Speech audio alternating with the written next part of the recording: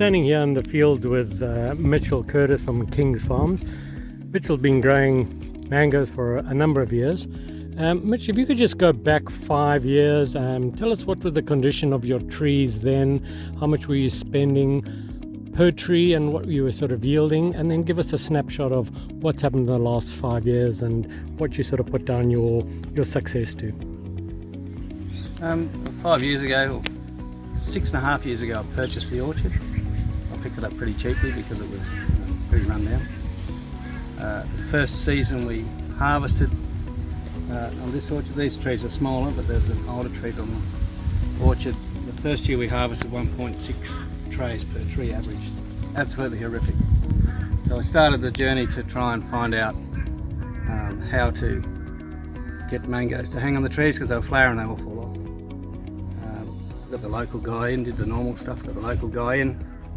He came in, supposed to be the expert, and I asked him why all these mangoes falling off. His response was, that's what mangoes do. So if we're going to be thinking that that's what mangoes do, then we're never going to fix it. So then I pursued as many avenues as possible to try and get some results. So I tried some agronomists from Israel.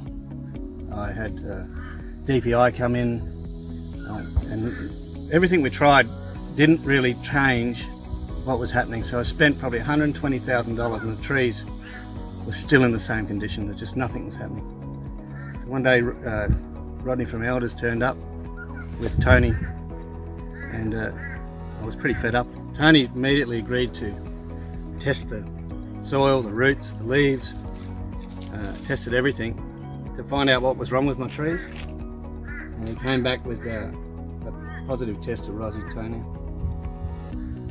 Once we identified what was happening, we went onto a program with Fullzyme and Tri-D with a heap of the other products to feed the bacteria.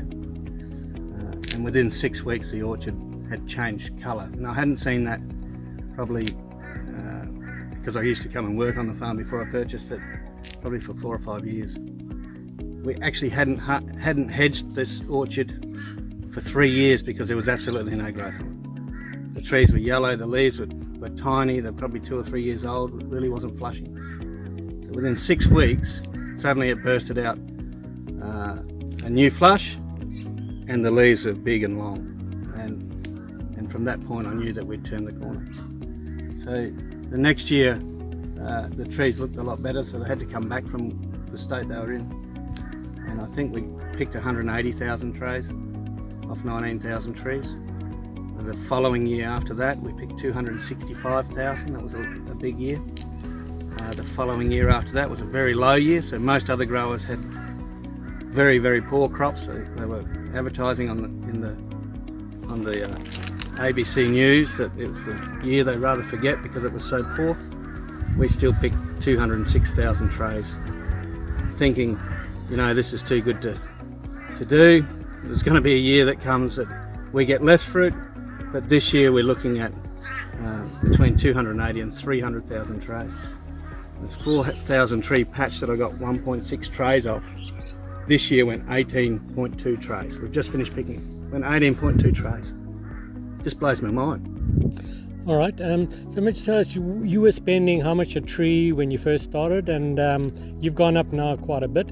It must have been a huge sort of mental transition to go from spending a couple of dollars a tree to what you're spending now. Obviously finances were tight then. What were you thinking? You'd never met Tony, you knew nothing about Zadco products. What was the mindset that allowed you to take that leap of faith to deal with products you'd never heard of? It wasn't so difficult because I was going to go bankrupt at the state we were at. So when Tony came in and I said, I'm sick of everything, and you blokes are telling me to spend money. You blokes, I mean by agronomists and people that are associated with chemical companies that got to hit their targets and sell products that deliver them the best result, not necessarily me the best result. I know a lot of growers are frustrated with that. But I said, if you can fix my problem, Tony, I'll use all your products. So after the first 6 weeks, I realised that these products actually make a massive difference to my trees. I didn't have to wait to see a crop. I just saw the trees growing and the colour return and everything changed within that 6-week period. So then we, as Tony was actively involved with us as we went through that process, we then decided to do a program for the year. It was scary because, like you say, if you're not getting much fruit, you don't have much cash flow. I think we worked out, I think it was going to cost about $8 or $9 a tree that year. So we did that, and my yields jumped from as low as they were to 180. And the second year when we got to 265, now I'm deciding what I'm putting on. I'm putting on a lot more than Tony's recommending. I think I've spent about $18 a tree. But I'm getting, as you can see on these trees, we're getting a phenomenal result. The fruit flavour is astronomical. It is so sweet. The fruit's so smooth, it's not stringy.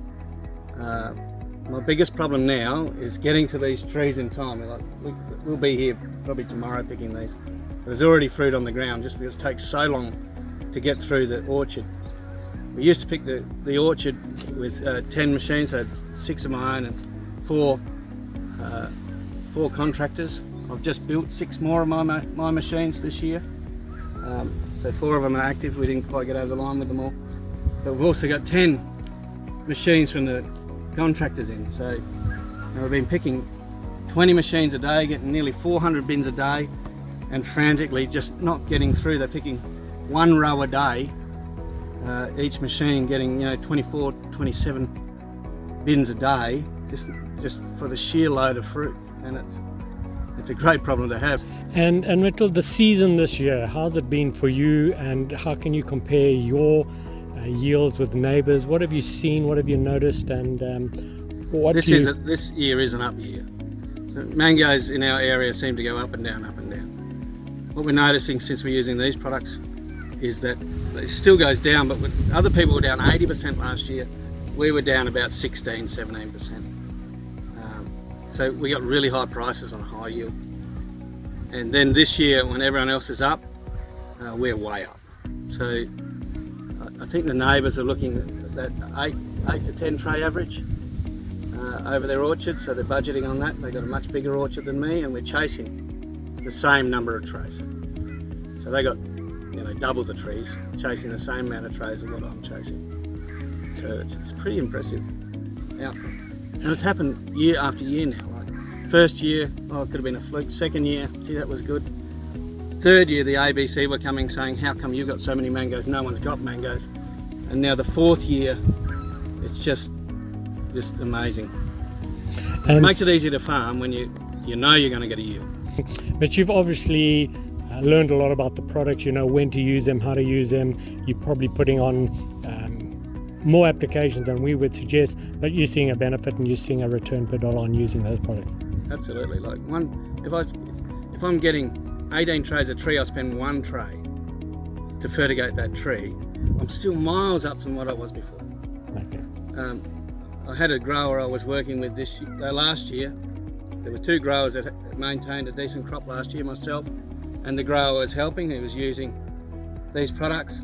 This year when he came in, I said, how are you going with your program? He said, we're not doing it, it's too expensive. I said, boys, get ready to hear the rain, your fruit's going to fall off. No, we're assured by the agronomist in town that no, we'll hold it. We're doing similar sort of products, but not the same. I said, guys, get ready to hear the rain. I said, you see, they're the ones that they would actually harvest on our farm. I said, you see what my farm gets, but yet you don't do what I've told you to do. I said, I just can't understand how that works. So I went around and looked at their orchards. On 1,000 trees, they picked 35 bins. Like there should have been 200 bins to be an average crop. To get a crop like this, would have been 350 bins. So I just can't understand looking at a product and going, it's too expensive because the price of the bag's expensive. We should be looking at the crop we get and then translating it back to a tray. If we go back to a tray, this is the cheapest products I've ever used on my farm because I actually get the result that you see sitting on my trees here. And Mitchell, confirm you don't just walk away now. You've got a post-harvest program that you follow as well, just to pick the trees up and take them into the next season. which is probably most critical. We've got to make sure that we're getting our fruiting wood on immediately after harvest, so that we've got enough fresh wood to get the right flowering at the end, at next season. So And that's included in your sort of 18 or tray per that's a tree. year. That's how much I spend a year. Yeah. Okay. It's way more than what Tony suggested.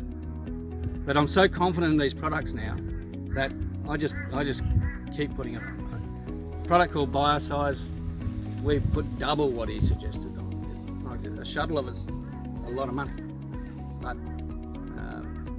I just put it on. You can see the consistency of my crop. So, which confirm it's a holistic thing. You're looking at soil health, you're putting the biologicals and the phosphate down in the ground, you're looking after the roots, you're sticking more fruit on with the Biosize, and then you're putting on the biome and calcium and the boron and A things lot of biome and calcium, with the a lot Biosize. of K4, Yeah.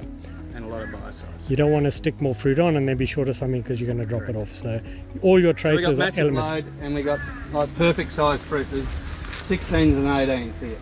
So 20s, 18s and 16s are the money. Mitch, thank you very much for your time, and I wish you all the best for the last week in your harvest. Thank you very much.